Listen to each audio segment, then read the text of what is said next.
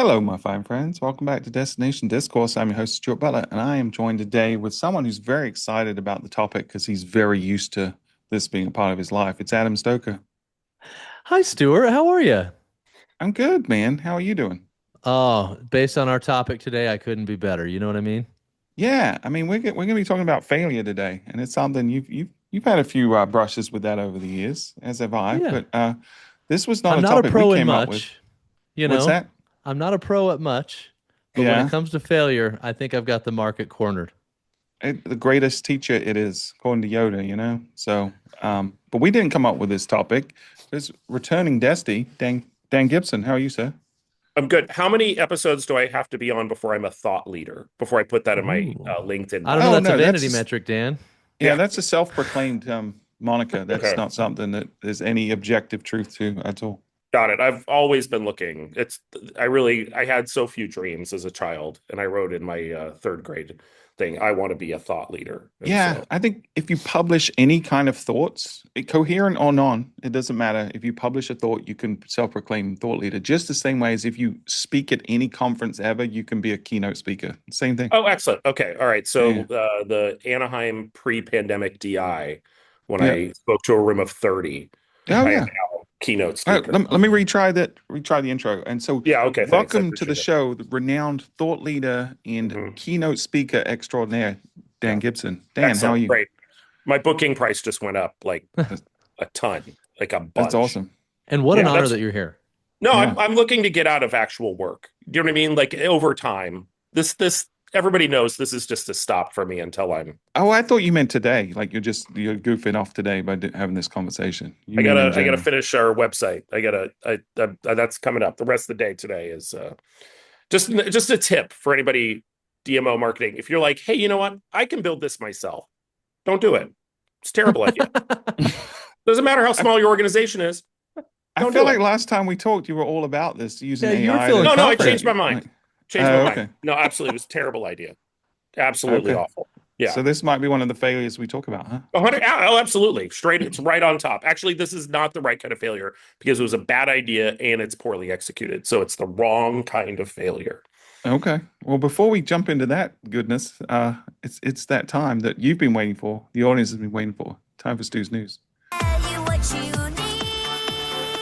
It's Stu's News. Galaxy 2. Stu's News. I almost went for the full 30 seconds today. It wouldn't be necessary, would it? Something new. Stu's News. Ah, it feels kind of long. Is that less than 30 seconds? I don't know. Yes, that was 15 seconds. Oh, I Lord. gave it to you half Imagine. off. Upside Wow. is Thanks. AI music can be on the charts now. So this is your opportunity.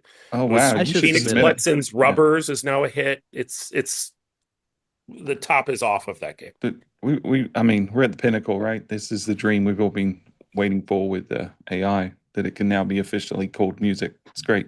Yeah, Um, it's happening. so today's it comes from a newsletter I subscribe to. It's called Super Intelligence. It's a great newsletter. I honestly don't even know who puts it out. I assume the company is called Super Intelligence, but they have really interesting conversations and just news items and stuff. So it's one I get in my inbox. I think every other day or every day, depending on what's going on. But I got one this weekend that was really interesting because we've been talking a lot on the show about agencies and how they're going to evolve. And I think we're going to have some whole episodes dedicated to that coming up. But there's this real world experiment going on right now in a different vertical, and that is the attorney vertical, right? And so, in the legal vertical. So, when you think about it, there's really two primary types of ways of operating if you're a lawyer, right? One is the hourly billing way, which I would say is more akin to an agency in the DMO world.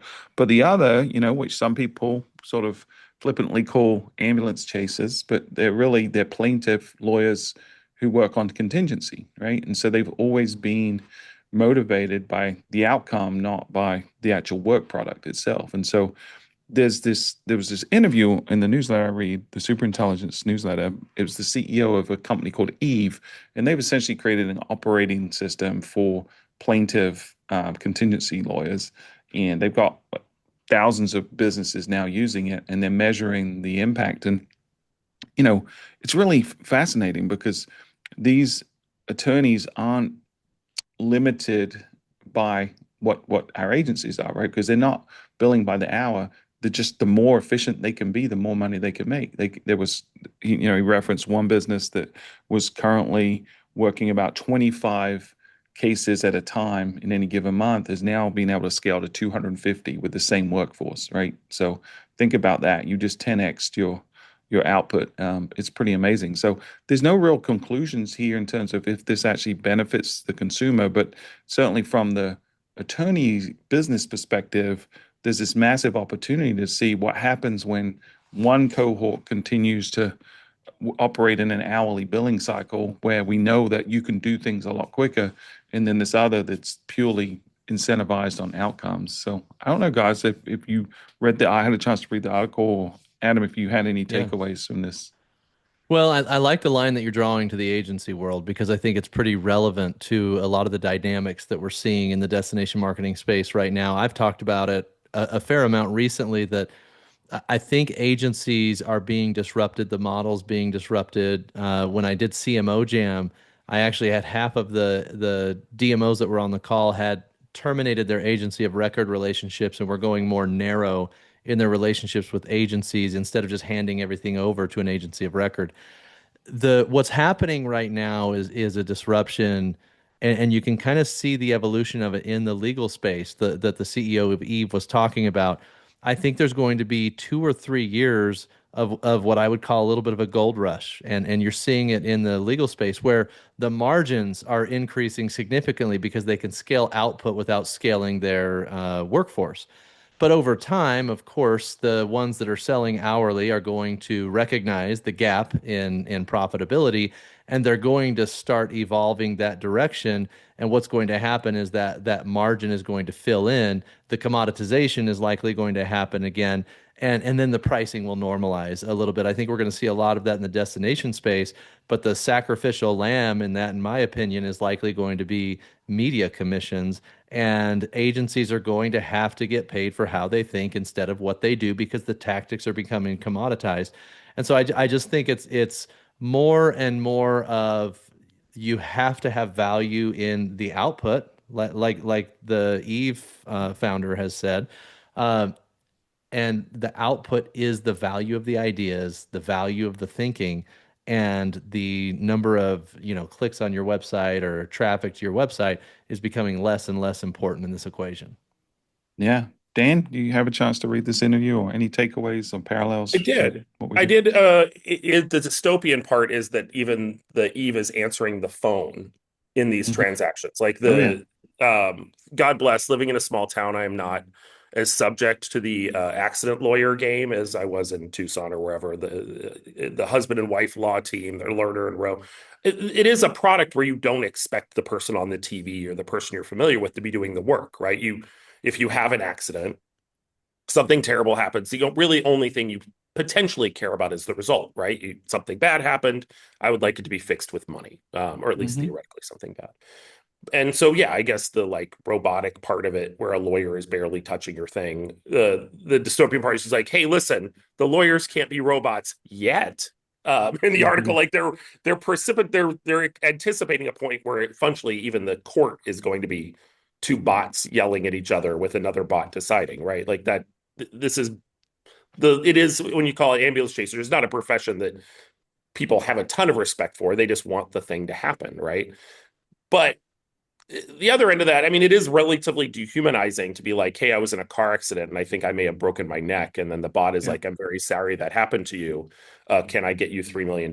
Like it feels a little Lionel Hutz from The Simpsons, I cannot believe this is a law firm bit, but Mhm. it is the point of the things the things we don't really have respect for as a society are the things that are going to be automated first, right? Like nobody wants to wait in line, so they're creating bots that skip the lines. Nobody wants to deal with customer service, so let's have a bot that deals with the customer service. The telemarketers that are calling me are all now bots. Yeah, it's taking out the part of the things that we don't really have that much respect for anyway, and then dissolving it. The catch is when it starts coming for the things that theoretically we think are useful, right? Today in the New York Times, there's an article about how online universities or universities that have an online component are being functionally pushed by the idea that students don't have to go at all. They have a bot that watches the class. They have a bot that answers the questions. They have a bot that does, students are going through the whole thing without interacting in any way. And that's where then you sort of see this thing of like, well, where is the value proposition, what you paid for, but also what does a degree mean? Like, we're going to get out of the space of what any of these terms mean anymore, right? Like, the lawyer is a bot. So what does it mean to be a lawyer? Your degree was done by Claude. What does it mean to have a degree? The like larger societal things are a little bit of a challenge, but like also if it gets me closer to getting $3 million because I was in a car accident, then I'm probably for it, right? Like, Yeah. Well, you went way more existential than I was expecting with that, but you're we're exactly right. doomed. Yeah. I'm a little more optimistic than you perhaps on some of this, but I do think you raise a lot of good points, and the parallel with universities is a good one too, because I think, historically, Ivy Leagues were a place where it was hard to get in, right? There was a credentialing just to be there, and then therefore you were surrounded by a cohort of elite people, and then you came out with this accreditation from this elite institution, which was hard to get to, and you're surrounded by smart people, and so therefore you are worth more value to an employer because you have all these benchmarks. But I think increasingly we're going to end up in a society where credentialing is less valuable than the output you're able to create, what value you can drive. And so it's I think the same thing that's happening with our agencies is going to happen to our universities too. So, and education in general. Really fascinating. So, Adam, I'm going to put you on the spot a little bit. We talked a couple of episodes ago about putting together a little cohort of agencies to come in and have a roundtable.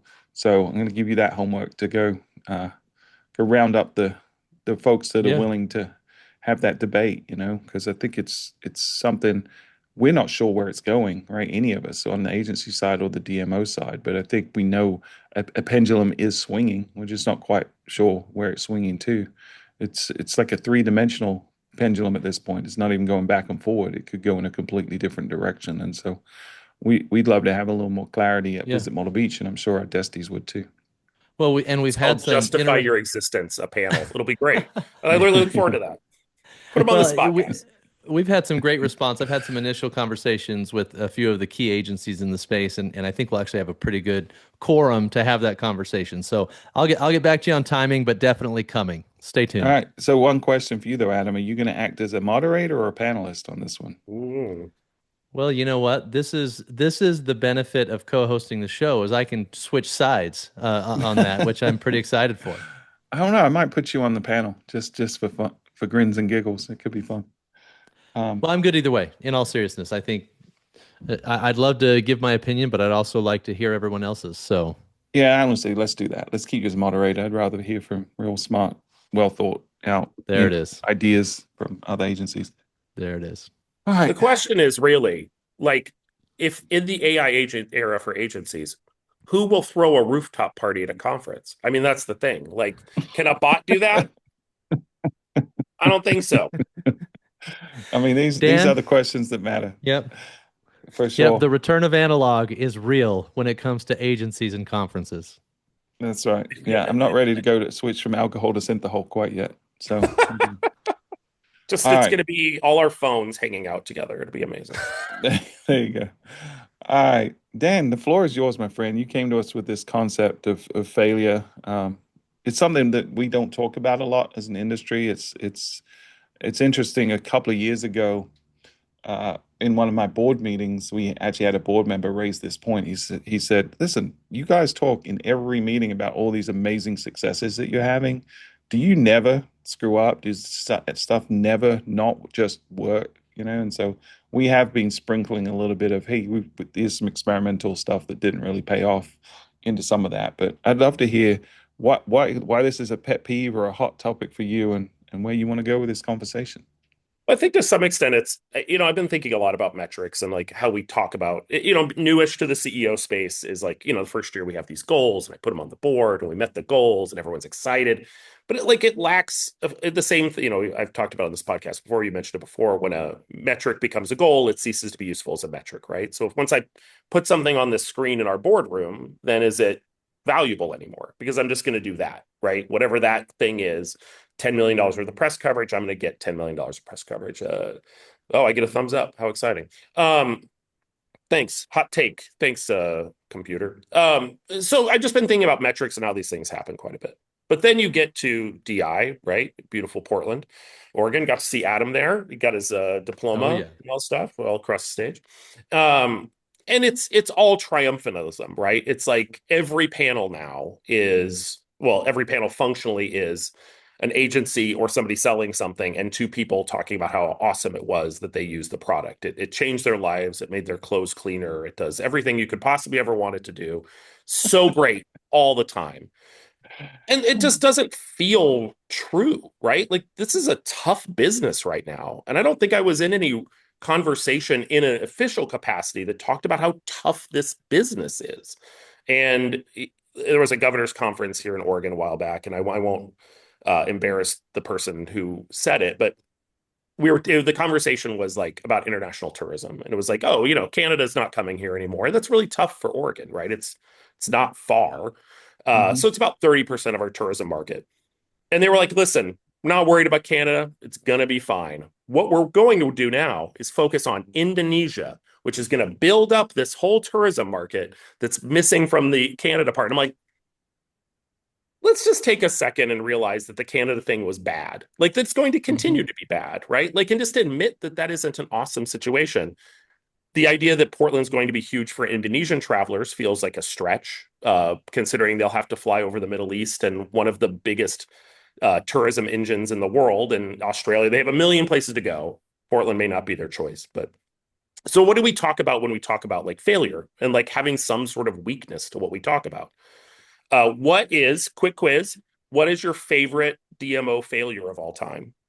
Like this is a different type of thing, but the catastrophic tourism failure. I can tell you mine if it helps. Oh yeah, mine would be Pitbull in Florida. Pitbull, the $1 million Pitbull sure. contract. Mine is Cedar Rapids, the Maroon 5 Kelly Clarkson show that sent their CEO and CFO to federal prison. That one's my favorite. Not admitting that you were doing something wrong and that you borrow money on the bank from tickets you did not sell. Great ideas, every single one. But they're like, our industry is riddled with these sort of terrible ideas that become terrible things, right? Like it was a bad idea to have a secret contract. It was a bad idea to do those things. That's not the failure I'm talking about. There's two other kinds, right? There's a Harvard Business Review thing. There's the things that you planned correctly that have catastrophic results and then turn into not being, right? We can have a Canada plan, then the Trump administration puts tariffs on Canada. That does not work. That's not because we had bad ideas necessarily. It's because something happened in the middle. And then there's this element of like where you have all the things together, but luck just doesn't work out. There are just factors that just don't work. That people don't see the ads in the way you thought they were. Like the response isn't what you expected it to be. And I think that's what we should talk about more, where we have less certainty in the language that we use, right? Like I think when we go into these meetings, especially boards and things like that, we say, like, I am 100% sure this is going to work. We're going to start, we're going to market. I do it even right now. I'm like, we're going to go to Phoenix. We're going to market to Phoenix. This is going to work in this way. But what we should do is bake more uncertainty into that space to say, here's our line of thinking about why we're going to do this. Here is how we're going to execute it. And here's what we expect the results to be. Because when we have those real conversations, then it's showing the work in a different way. That's going to be different to our funders. It's going to be different to our board. It's going to be different to all these people that says we're doing active creative work. The certainty era is what a bot promises now, right? Like plug in the data, the thing happens, and you get the result. So I think in our conversations in general, the hard part of this is we live in a world in which everything is catastrophic. There's functionally one audience for everything now, right? You used to talk to your board in a different way. You talk to the media, which is a different way you talked on social. It's all sort of one audience now that just is looking for reasons to be mad at you.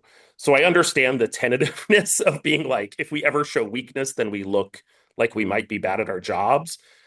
But I think this is the era in which we have to show that we are thinking and doing and actively responding to information in real time. That's what's going to keep us employed. That is my thesis. Okay. I agree with like 99% of it. I think, I'll take it. All right, it's when been a pleasure, guys. I'll see.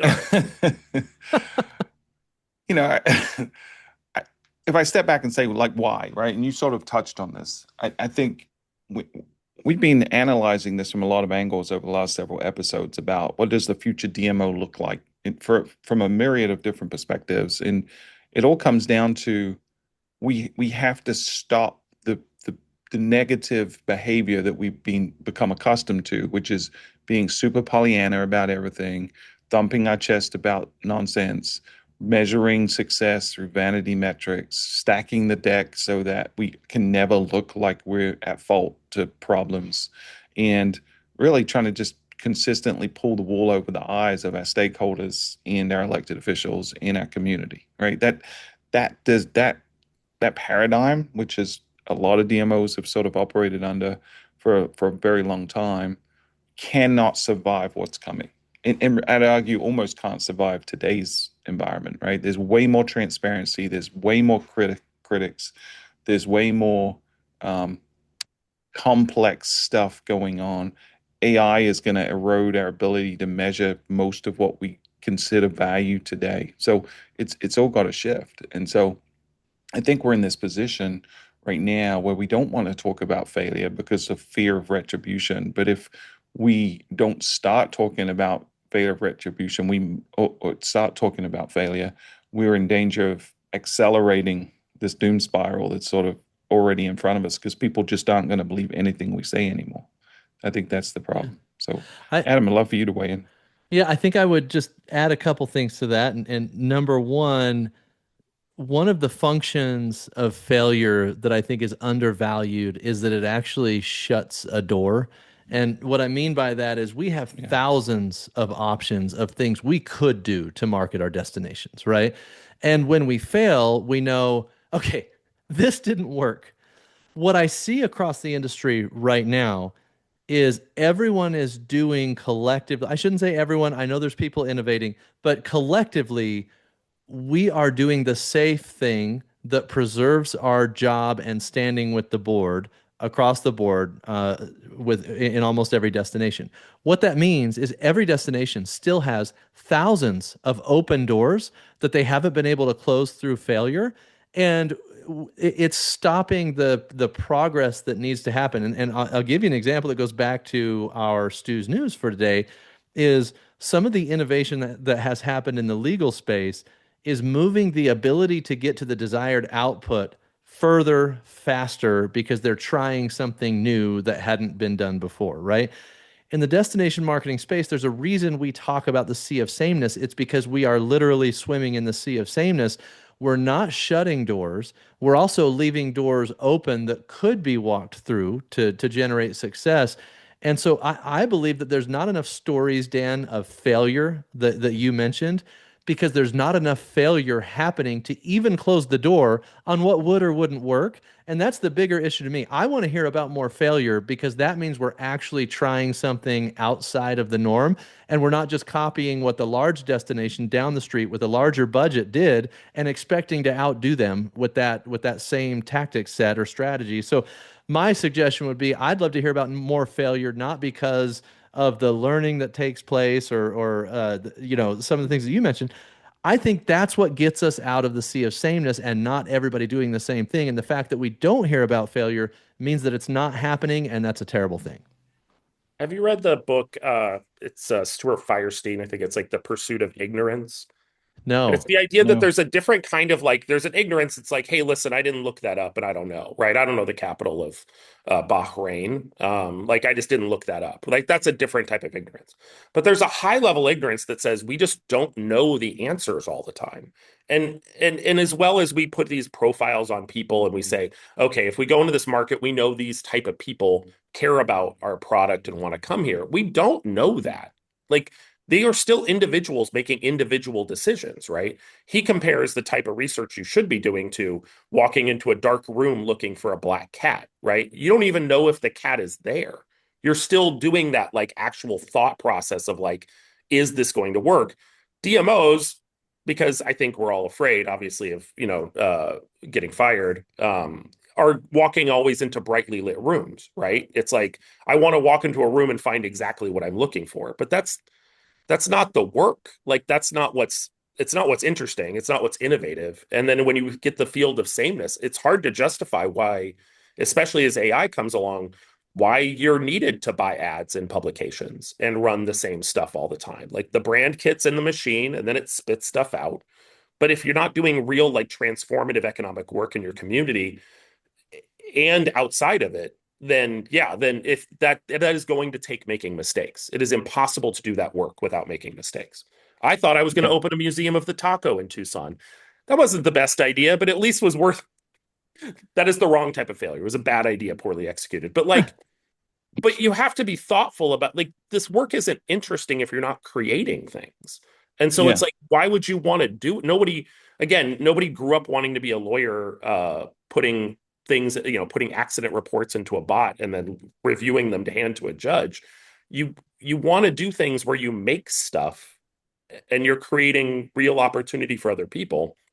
That is going to take, we spent $100,000 trying to get to this market and we didn't get any clicks or, whatever the variation on that. It will take some honesty of like, of saying sometimes things don't work because they don't. Nobody believes that everything works all the time. I mean, that's So just let me ask you naive. this: when you did the taco museum, admittedly by yourself, it was a bad idea and poorly executed, but you learned from that, I would assume, I did. right? And you Yeah, applied that it is to not a future great idea for a projects. DMO to try to open a museum. But I mean, at least it was like an explorative idea. And what I learned from it was that I got to talk to a lot of people in the like academic space of Mexican food in Tucson, right? It gave me an opportunity to Hmm. call them and say, like, what if there were a museum of the taco?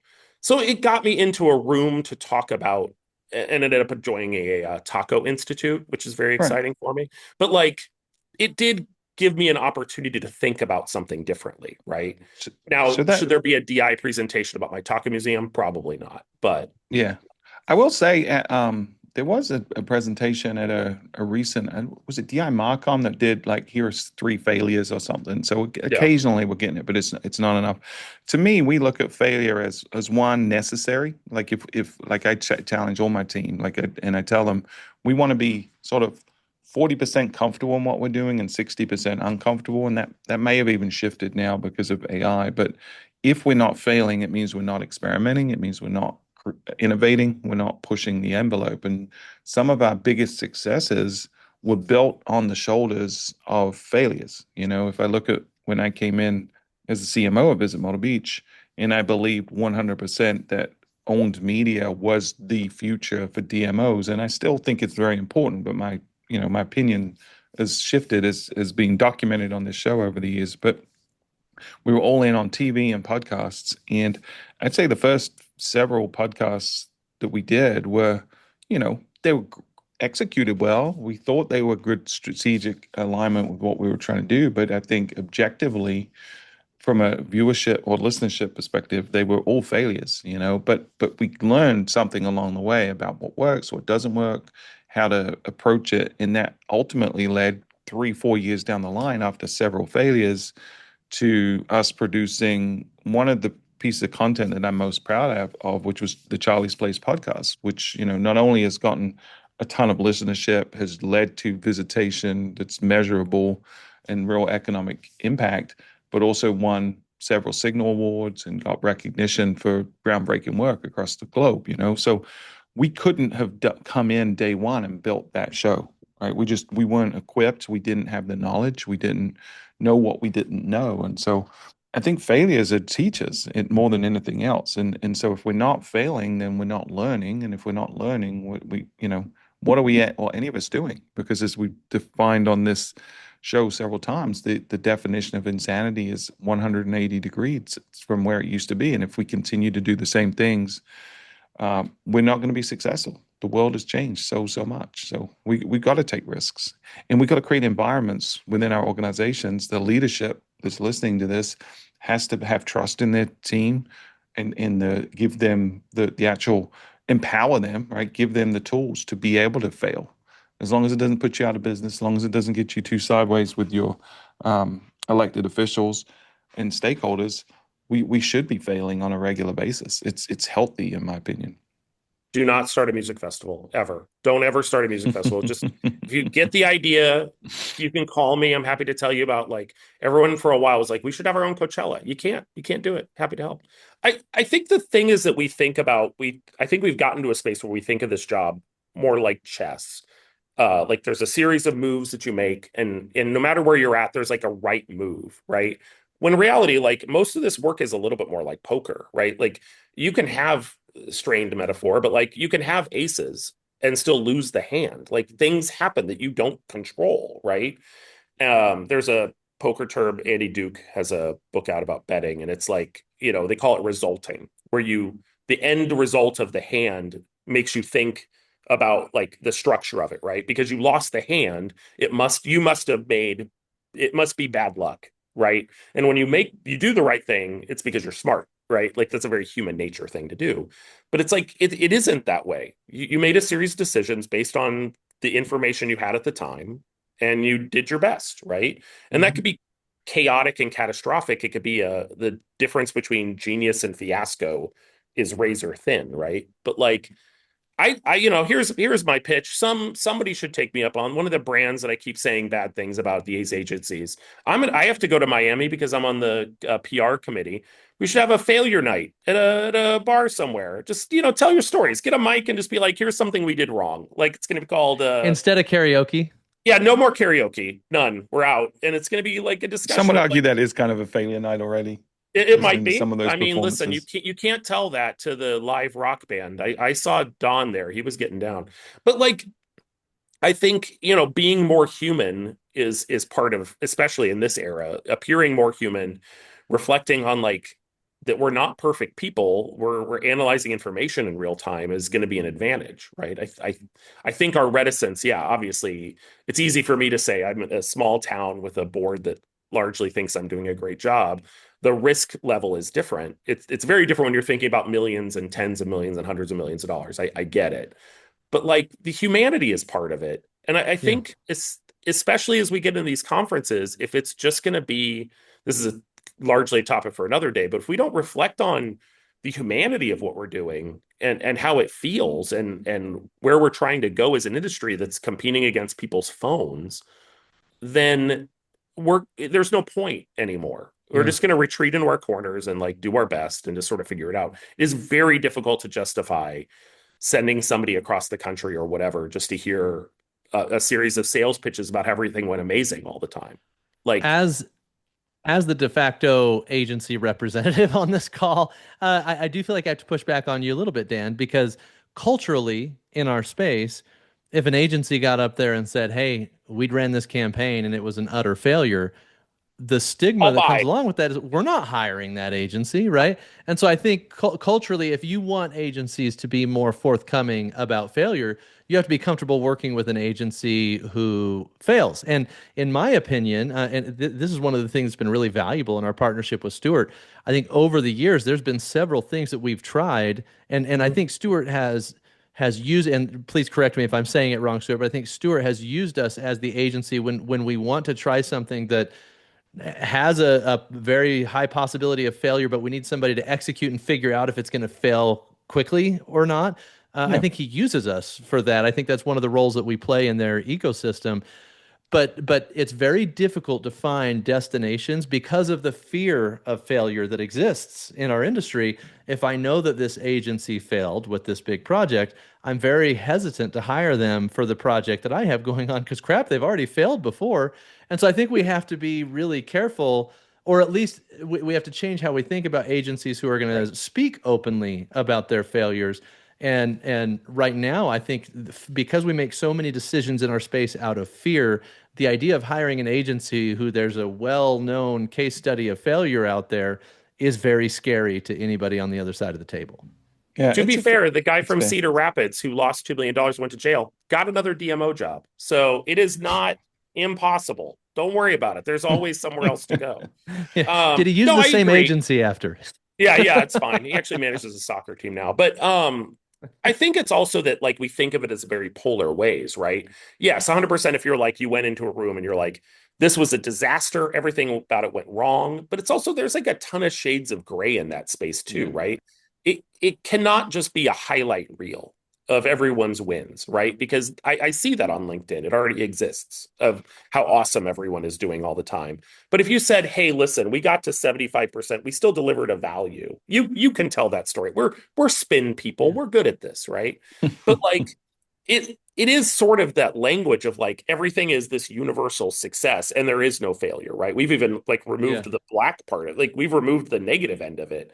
It's all unmitigated success. So if it's just like, hey, listen, we thought this TV buy was going to be great. It turned out fine. It was fine. But here's what we learned from it.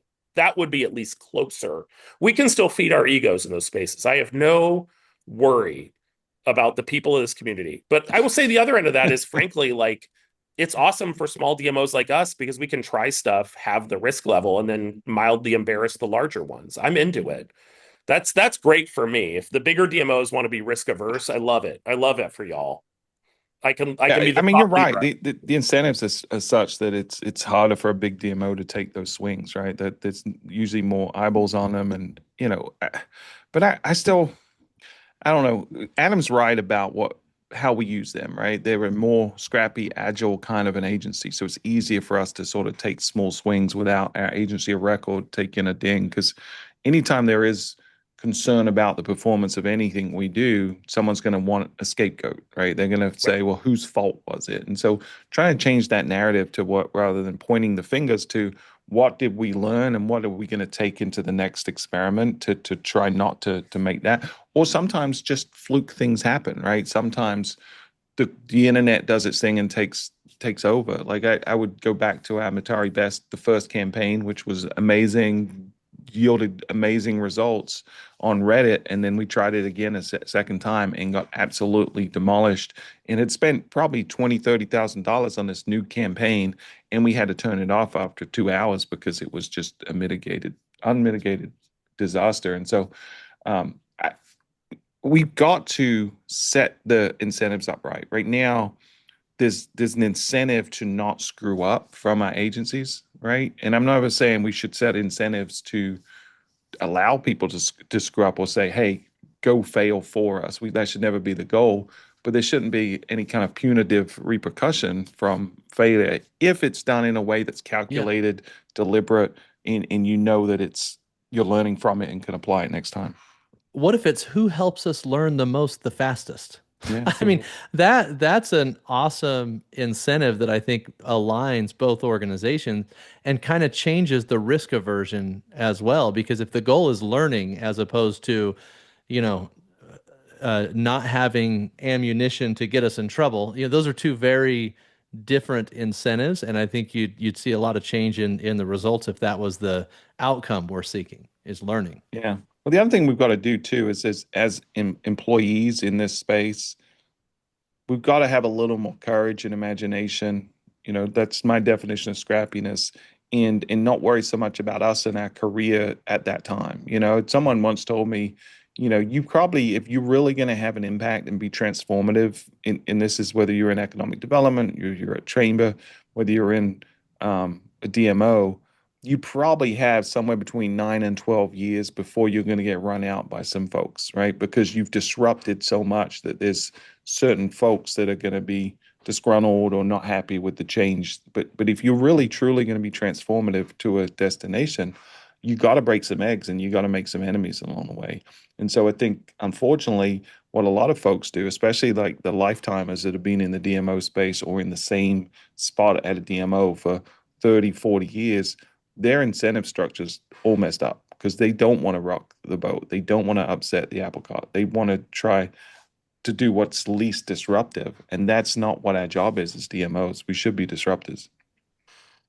I think it's also, there is this element that like transparency is going to build trust faster than perfection, right? And so I Mhm. think as we get in this una audience, like people do want to see the work, right? Like that is going to be more the point all the time because it is becoming more agent forward, is that there Mhm. there are things, robots and things to do that work for you. So you have to show more of it up front. But I think the other part is like as leaders, and I say this with my whopping 3 employees, but like I also have to give them the opportunity to fail. And it's my job to like take the heat for that, right? And it's, Mhm. it's like when they're successful, 100%, it was all me. But no, I mean, to give people the opportunity to have big ideas, right? And to manage that from our point. I think I've worked for CEOs and others, some of whom were very like risk averse, and others that were like, they had a margin in their head of what was an acceptable amount of failure, right? Like, we can spend this amount of money and have it not go well. This amount of money, however, is where we can't screw that up, right? And maybe that's setting up a different, like a parallel set of incentives. Here are the things here are the 50% of things we know we're going to nail. And we're going to set that up as like this sort of like uh token of success. And here are the things where we're trying stuff. Maybe it's moving over time a little bit, adding this is our $50,000 where we're going to try something or whatever it is. We're going to Yeah. take a swing and see what happens because Rachel in PR thinks we can make, have something big happen in whatever, on Substack or whatever it is.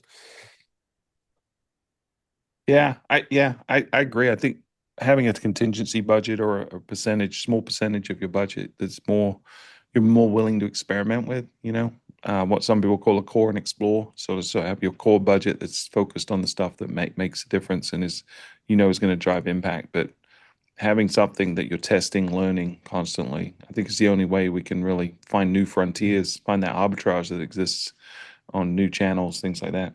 There you go. I Arbitrage. That's the word. It's my buzzword for the day. Put it There you down. go. I think there's also something that we just need to make sure we touch on here in this conversation, and that's the fact that just like when we get a positive return and we can build on top of it, it compounds. We talk about the compounding returns results, right?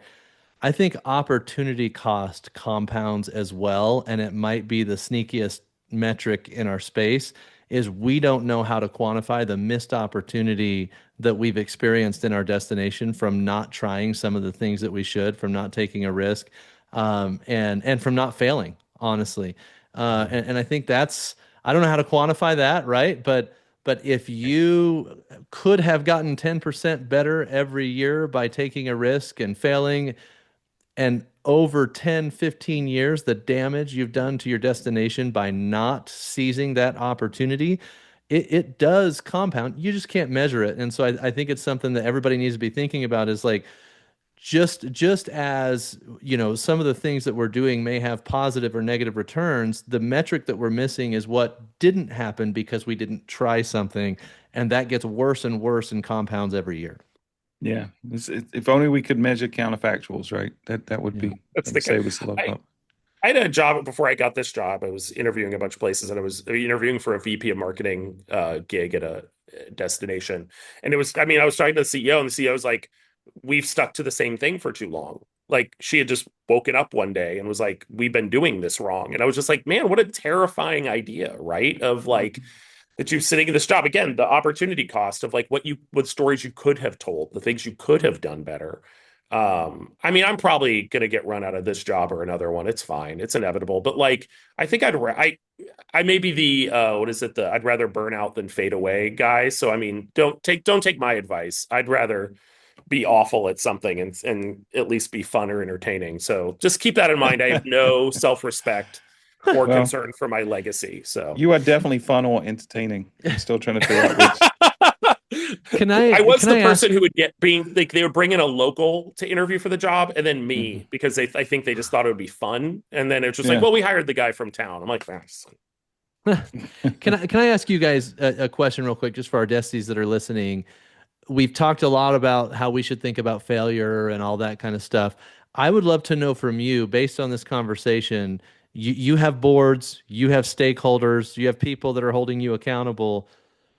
How should a destination be thinking about talking about failure and communicating failure to their board? What's that framework that's going to allow people to be successful with this principle we've discussed today? right. I think it's more language of I'm not sure, right? Like we don't live in certain times, and these pieces are so chaotic, right? I think I'm just going to try to answer some things with I'm not sure, but I'll try to figure it out. But yeah, Mhm. I think what I'm going to do, my board meeting is next week, and I think I'm going to talk a little bit about experimentation, right? And What does it mean to have more ambiguousness in this thing? Now, of course, I'm going to go in front of a city council in a year and give a presentation and have an existential conversation about the nature of tourism, and that'll go really poorly. But I think we have to change that conversation slightly over time, right? It's to be a little less certain, to be people who are willing to give things a shot. Listen, the chamber in any of our towns are the boring people, right? They're the ones that do things for the certainty and the like math of stuff. We should be the fun ones. Isn't that the bit? Like, isn't that what we got into this for? Is to try things? Like, we have other institutions that do that in most of our towns. So unless you're the same thing at both places, then I'm so sorry for you. But Yeah, we are the chamber and the DMO. yeah, but so we sorry, sort of Stuart. I have didn't mean that for you. Yeah, separation. you're doing Yeah, a you're fine. great job. The Top Personal Chef attack. Bywits aces. I thought it was Well, so good. to answer yours specifically and to address some of what Dan said, I think starts with trust, right? You got to be able to have honest, transparent conversations with stakeholders and know who the audience is. The conversations I'm going to have in an executive session with my exec board versus my full board versus a public meeting with with the whole community watching are probably going to be a little different, right? I'm probably going to do degrees of guardedness. With my exec committee, I should be 100% transparent. Like there's nothing that they shouldn't know. With my full board, I should be pretty much transparent, right? But there might be one or two very sensitive things that they don't get to hear. But when I'm in a public meeting and everyone's watching, I think you've got to be, a little bit smarter about what you say and what more importantly what you don't say. But Dan touched on something earlier, which is there's sort of this increasing demand for transparency, especially when it comes to creative. Like I've had several different stakeholders recently say, "Hey, we never see the ads that you're running." Mhm. And not that we don't trust you, but we want to see it. It'll make us feel better if we just get to see it. So we're actually creating, Chris on our team's created a really cool dashboard that's going to contextualize some of the ads we're running and show just high volume, because I think in today's day and age, people still think we're running ads like we used to, where there's one TV spot and there's one print ad and there's one digital ad, right? And now we're literally running thousands to different audiences on different channels and some humans don't even see, right? It's AI's creating these ads on the dynamic ads on the fly. And so how do we sort of distill that into something that is relevant, but also contextualized for people so it's not inviting criticism? So I think the framework starts with trust, then it's knowing your audience and knowing what's appropriate to say, what's not, but sort of just like Dan said, like gradually nudging people in a direction of, hey, we're going to just reveal a little bit more. We're going to be a little vulnerable here.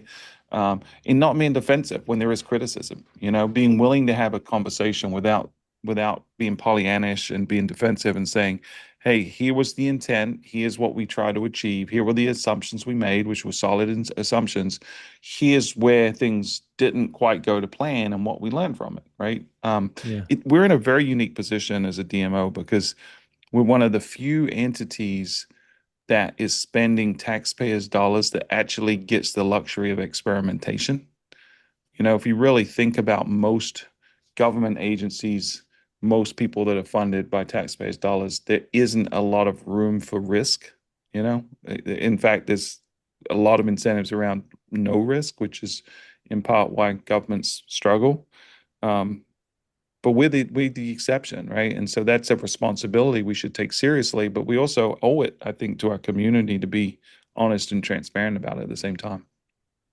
We're going to get punished for mediocrity in the end, though. I think that's a bigger Yeah. that's the point at which we're going to lose our jobs or lose our funding rather than experimentation, right? Like in Oregon, they took part of the TLT money to give to birds. I think it's just birds. I don't quite understand, but like it went to wildlife preservation because they felt like that tax dollars could be used better to protect birds.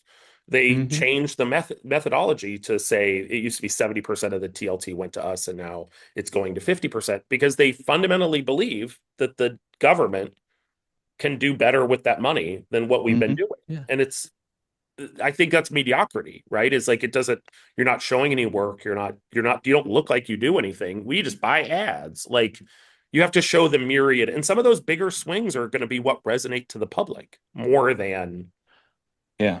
Well, ad and buys, I believe. and Dan, if you reframe what the current narrative in the industry now, where our funding is under attack, is the narrative in the space, but if instead it was we are not making enough of an impact to Right. where the government believes that our money would be better suited somewhere else. I think if we change that framing, a lot more of the onus would be on us to do a better job, to take more risks. And then to Stuart, what you were saying about how you would structure a presentation, I think the framing in every presentation to every stakeholder group is what we learned in this time frame we're presenting on and how we got to those learnings is a much better framing than how we failed or whatever, right? And Yeah, so yeah, I for think sure. if every DMO had that, what we learned and how we learned it, every single presentation, I think you'd be shocked at how much that would change the value perception of the stakeholders who are participating in that discussion. Yeah, and I think you touched on something really important, and it's something we're going through right now in our community. And there's always debates about how much money is too much for promotion, or could that dollar, each of those dollars, be better spent somewhere else? Whether that be public safety or product development or birds or whatever it is, right? And so sometimes you get like special interests where there's like an individual who has enough power that's sort of pulling that money away. But 99% of the time, it's that a group of people, usually a city or county council, or even your board, believes that that money would be spent better over here. And sometimes that's because they haven't spent it there and they want to see what's happening. So they're trying to experiment. But sometimes, and more often than not, it's that we haven't done a good enough job demonstrating the value in measuring that value because we're so beholden to these vanity metrics. And so if you're in a city that has this big opportunity to build something great and attract a massive attraction, and folks say, well, let's take money from this promotion bucket so we can have this tangible thing that we all know will be positive. I can see why that's attractive to a community, right? I can see why people would vote for that. So our job, instead of looking at the folks trying to take that money away from promotion and blaming them, I think we've got to take a long, hard look at ourselves, how we operate, how we communicate the value that we provide, how we drive the value in the first place and get away from the vanity illusion of relevance that Adam talks about and actually create real, long-lasting, measurable, demonstrable value. That's our job. So I've changed my evening plan for Miami from fail jam to learning jam. It's a subtle, it's Yeah. subtle, And this is but why it you need an agency, Dan, no, I is mean, some of the listen, branding expertise comes in and really helps you frame it no, I correctly, mean it right? makes all the difference in the world. You know what I mean? Like I don't know what I've been doing. I didn't what I was really mad about is I didn't get one of those like denim jackets at DI from the agency. All I got was a hat. And I'm like, come on, man. I got hats.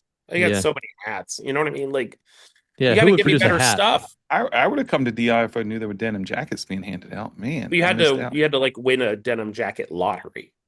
It was Oh like you man. had to fill in a thing in an iPad, and then it was all it Oh was yeah. not easy to get I'm the denim out.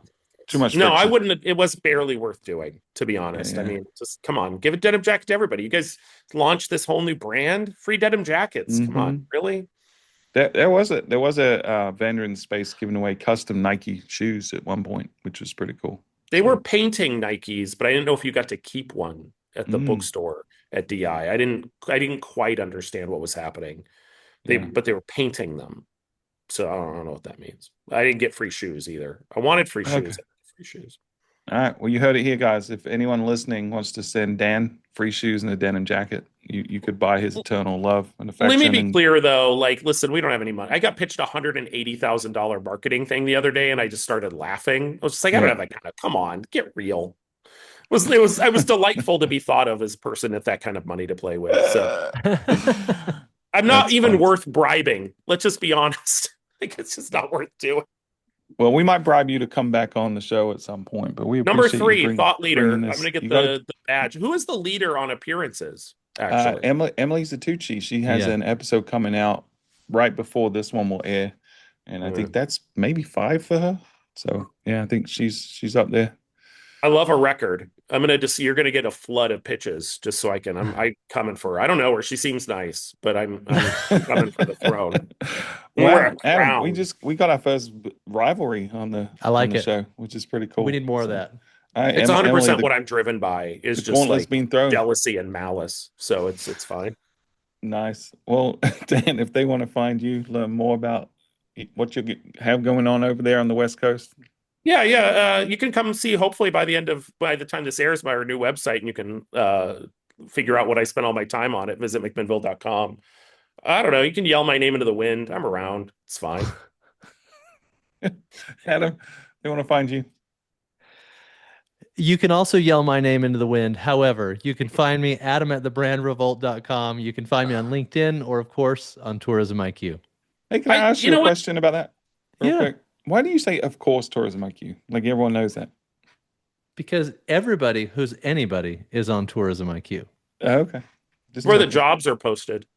That's true. There's It jobs is a on good there. job If board. you're looking for a new job. I'm not. Well, I'm good. I and- love it here. It's been great. We get thousands and thousands of hits on that page. There are so many people looking for jobs on Tourism IQ. It's I crazy. don't know what that says about the industry. I'll be Adam, weren't honest. you supposed to say something nice about Miles? I'm doing your job for you now.